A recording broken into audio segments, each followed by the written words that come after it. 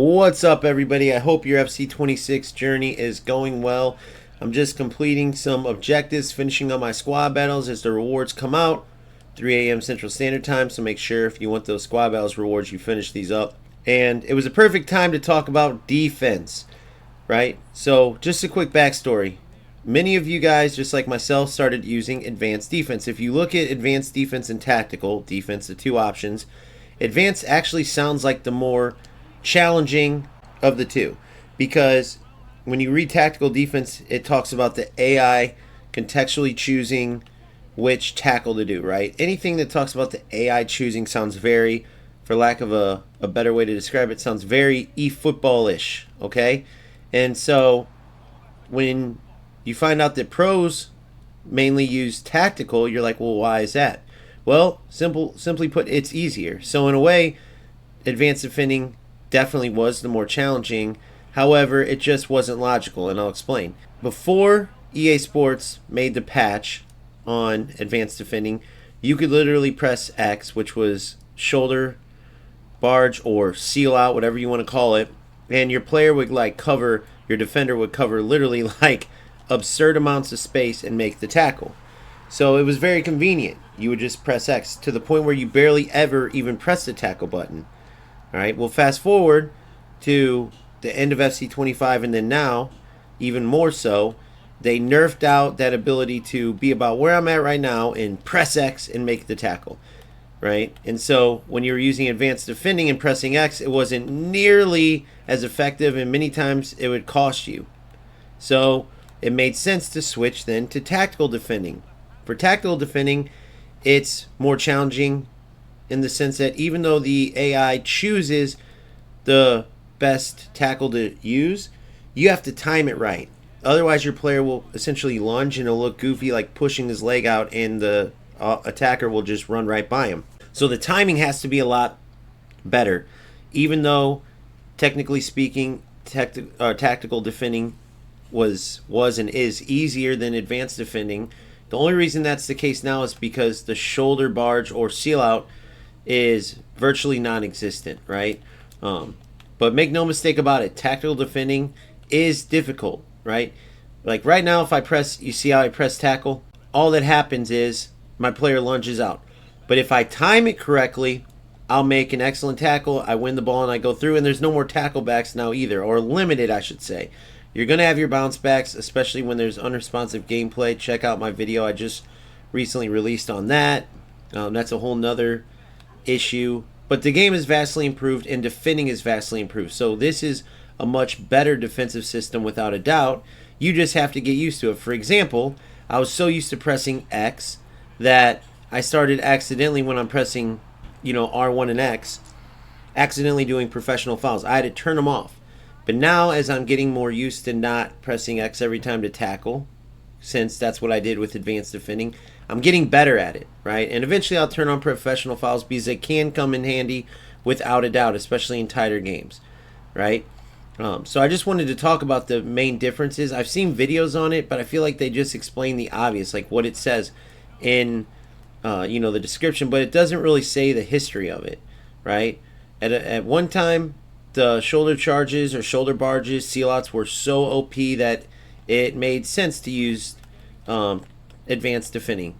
Even though the pros using tactical defending would say that was easier, I really felt like all that ground that was covered in seal outs, you didn't even have to use tackle. I felt advanced defending was much easier. Now that advanced defending doesn't really have that overpowered shoulder barge seal out mechanic, tactical defending, it only makes sense, right? You just have to get used to not using X anymore. And if you are using X a lot and accidentally pressing it with R1 and getting a lot of professional fouls, randomly your players are pulling players down, just go to the settings menu, turn off professional fouls. Simple as that. Even though I strongly recommend that once you can control yourself and not, hold R1 and X by mistake, turn on professional fouls, so that in tight games, if you need to press R1 and X to, do a professional foul, you have the ability, right? You never know when you're going to need it, and it would stink to know that you could have used it, but you had it off for other reasons. So with that being said, just make sure you have tactical defending on, and work on it, right? And these type of games are the best games to work on it. I'm in squad battles, completing objectives. So here we are, perfect opportunity, boom. You see I timed it right, I pressed tackle, didn't cleanly win it, then I won it there. By the way, LaCroix, I know I broke my rule by investing in him because I needed a center back for the Elimination Cup, but man, I do not regret it. I don't care his rating, he is ridiculous. So I'll talk to you guys more about that later. I don't want to have you invest your coins in a player that's going to crash, but the hype was real. I heard all about it, and I don't care if he's 81 rated. He's ridiculous. He plays like a Van Dyke in his prime for FC, and if you know what I mean by that, godlike. Let's just say it. So, anyways, that's all it is jockeying, right? Timing that tackle, boom, and you win the ball. It's that easy. You don't press X from yards and yards and miles away like you did with advanced defending, but there's a huge skill gap now, and that's awesome. Anybody could just be this far and press X, and the ball would, your player would literally like time travel to where the ball is and win it, right? Now you have to time it. If you don't, your player will look goofy lunging, but it's a beautiful thing. So there's definitely some imperfections, but no doubt this game is overall improved, and this defensive improvement is one of them. The AI clustered up nonsense that used to exist where players could just click away from their defenders and be rewarded when their AI would win the ball, those days are long gone, and it's a beautiful thing. So keep working on it, just using your jockey, using your sprint jockey, timing when you press the tackle button, right? And just remember, the better the players are defensively, stat-wise, right, the better they'll make these tackles. And you're going to miss some, just like in real life. But you see Achiampong there, a silver beast from Chelsea.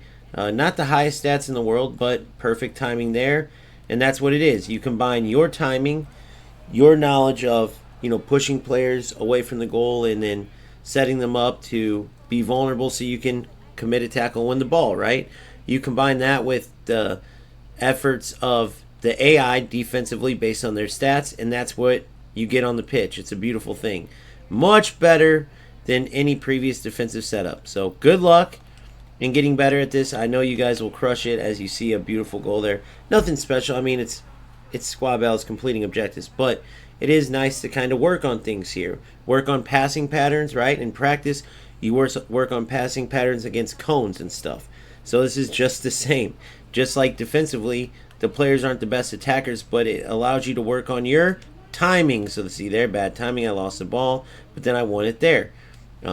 So just want to lay that out there for you. Good luck, keep grinding, keep having fun. I will see you on the next one. Peace!